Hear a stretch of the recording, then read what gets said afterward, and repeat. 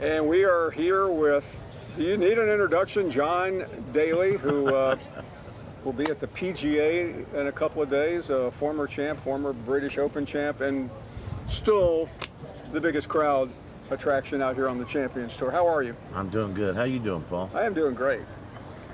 I love talking to your golf tournaments, but what I really love is when John's got a minute or two and he's catching up with Razorback news on our show, and I get your opinion free of charge.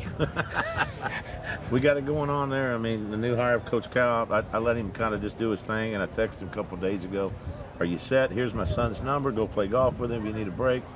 We're so happy. Your check's done a hell of a job there. I mean, getting Bobby Petrino in there with Pittman, a little offense, and let Pittman get that line doing what they need to do like we've always done. And I'm just excited about baseball, softball, our golf team. I mean, everything's so good at Arkansas right now. It is a tremendous, and baseball, you mentioned that this could be a very special spring. Let's talk about you for a second. I know you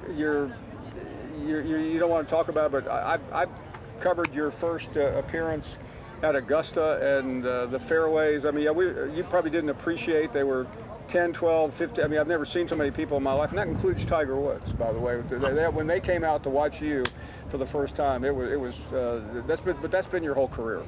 Well, I don't have any skeletons in my closet. Everything it's out there. I don't lie to my fans. I don't lie to the media. The media lies about politics, but they can't lie about me because I just put it all out there. And I think I want the fans. I'm real. They're real, and we just go out. We play golf. It feels like a home.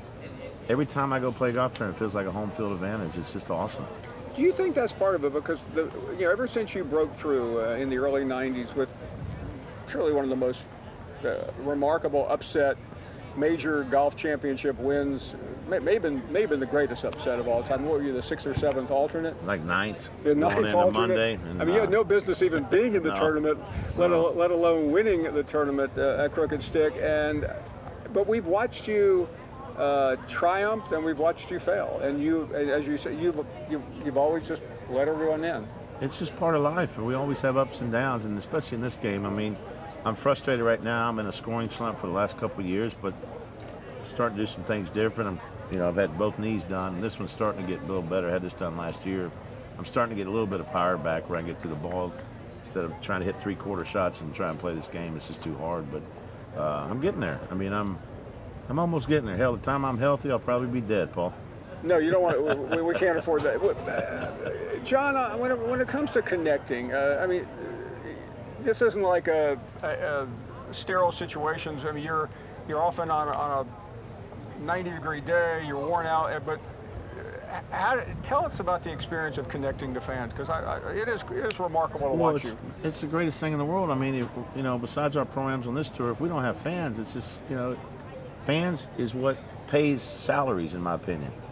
They come out, they pay the tickets, they watch the golf, they watch all the sports or whatever, but the fans are the greatest thing in the world. And I met some of the greatest people just being outside the ropes or inside the ropes, but the ones I met outside have just been awesome. And no matter how bad I'm playing, they're always there for me because they know I love them. You mentioned Petrino. I don't know. I mean, I don't live in Arkansas like you do occasionally. What has that meant, and what could it mean? Well, we've got an offensive coordinator that's been there, that's coached there, took us to our first BCS game against Ohio State. The quarterbacks, the offense loves Bobby Petrino. I don't care where he's been or where he's coached. He's just one hell of a genius when it comes to offense. And it gives Pittman a chance to get that line together, get his backs together. And then the only thing I don't know about is our defense. We got a few kids coming back, but the defense is really good the last 2 years when the offense wasn't so great. But we get them two together, and I just hope our defense can hold up.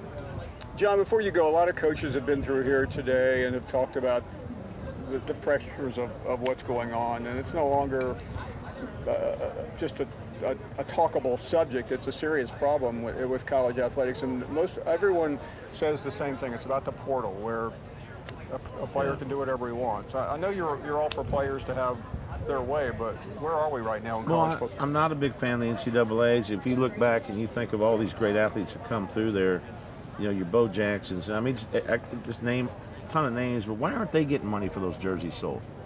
Why is the NCAA getting it and a few other people getting it? I believe in the NILs, but I think what they need to do what I would preach to a team is, let's say a quarterback's getting $3 million, the offensive lineman's getting free barbecue. What I'd do is I'd take all that money in the NILs for football, combine it as everybody's getting the same, and then you don't have any, that's what I would have done. But it's the college is NFL and football. It's the sports that were back in the 70s now. They're all pros.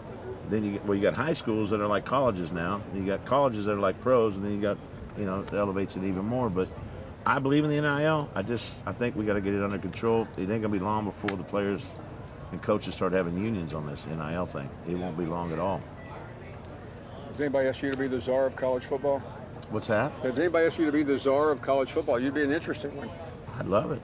I'd love it. I think we need to start pushing this. What's the first thing you would do? I'd put John Daly's in every stadium. It's the first thing I'd do. That is the secret to solving college football's problem. John, thank you. You got it. Good to see you, bud. Great to see Always. you. John Daly here at Greystone. Go Hogs.